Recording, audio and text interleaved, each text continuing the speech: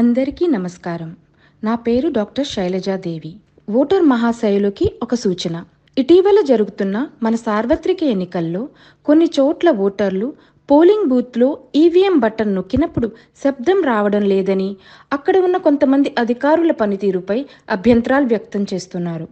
మే 13న మనకు అలాంటివి జరగకుండా ఓటు వేయాలంటే పాటించవలసిన జాగ్రత్తలు. మనం పోలింగ్ బూత్కి వెళ్ళినప్పుడు అక్కడ 3 అధికారులు ఉంటారు.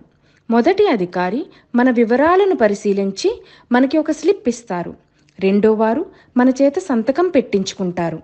మూడో అధికారి మన చేతి వేలికి ఇంక్ మార్క్ వేస్తారు.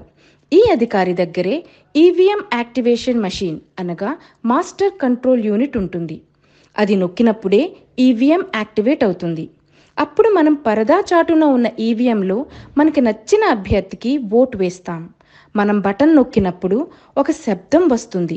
వెంటనే పక్కనే ఉన్న వీవీప్యాట్లో మనం ఓటు వేసిన అభ్యర్థి పేరు, పార్టీ వివరాలు డిస్ప్లే అవుతాయి. ఒకవేళ మనం బటన్ నొక్కినప్పుడు శబ్దం రాకపోతే మన ఓట్ పడలేదు అని అర్థం. ఆ మూడో అధికారి EVM monitor control unit activate చేయలేదు అని అర్థం. మనం వెంటనే ప్రశ్నించాలి. ఇది కూడా రిగ్గింగ్లో ఒక భాగమే.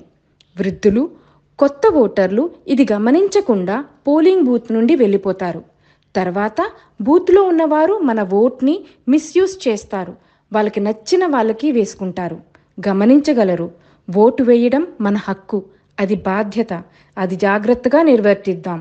ప్రజాస్వామ్యాన్ని కాపాడుదాం. జై హింద్.